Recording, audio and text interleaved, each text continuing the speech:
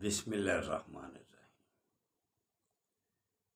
کھول کے دیکھ چشم دل لاتا ہے لطف کیا نماز میں، ہر طرف آتا ہے نظر نور خدا نماز میں۔ میرے دوستو، میرے برخورداروں، اگر آپ نے اللہ کو راضی کرنا ہے تو پھر عشاء اور فجر جماعت کے ساتھ آپ کی آدھی زندگی جو سو کر گزارتے ہیں عبادت میں گزرے گی۔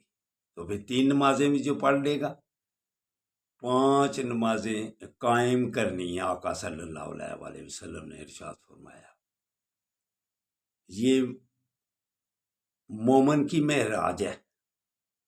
نماز پڑھنے کے بعد یا حیو، اللہ کے ناموں کا ورد،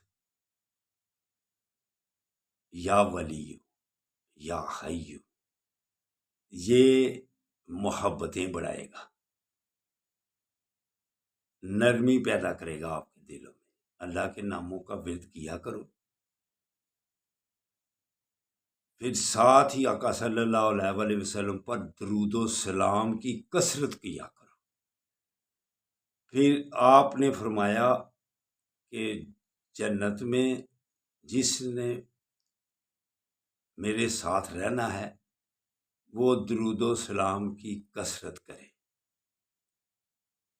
آپ صلی اللہ علیہ وسلم سے محبت یہی قیامت میں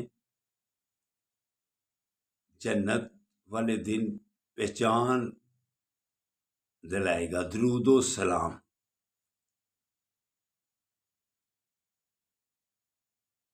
صحابہ کے ساتھ آپ تشریف لے جا رہے تھے تو بات دنیا کی شروع ہوئی، تو آپ نے فرمایا کہ یہ دنیا خواب ہے۔ تو صحابہ کہتے ہیں یا رسول اللہ حقیقت کیا ہے؟ تو آپ نے فرمایا حقیقت وہ ہے جو قبر سے دوبارہ اٹھایا جائے گا، قیامت والا دن، وہ حقیقت ہے۔ تو حقیقت کا والا دن کیسے شروع اللہ نے کرنا ہے؟ طرفلاٹ ہی طرفلاٹ، کوئی کسی کو پہچانے گا؟ ماں اپنے بیٹے کو پہچانے گی، باپ اپنے بیٹے کو پہچانے گا؟ نبی ولی، اس وقت کیسا افراتفری کا عالم ہوگا، ذرا غور کرو اس بات پر۔ پتہ نہیں وہ کتنا دن لمبا ہوگا اور کتنی طرفلاٹ ہوگی۔ یہ قیامت والے دن سب نے سنا ہوا کہ قیامت والے دن کوئی کسی کا پہچاننے سے دور بھاگے گا، ہر ایک کو اپنی پڑی ہوگی۔ تو پھر کہاں عیسیٰ علیہ السلام کہیں گے کہ آؤ، ایک ہی ہستی ہے جن کی بات اللہ سنے گا، وہ پھر کس کے پاس جائیں گے؟ آپ صلی اللہ علیہ وسلم۔ اس لیے محبت کرنے والے کہتے ہیں آج لے پناہ ان کی، آج مدد مانگ ان سے، کل نہ مانیں گے قیامت میں اگر تو مان گیا۔ آج ان پر درود و سلام کی کثرت کرو، آج ان سے محبت کرو، سنتوں پر عمل کرو، اور نماز آنکھوں کی ٹھنڈک کو قائم کرو، تب محبت ہوگی۔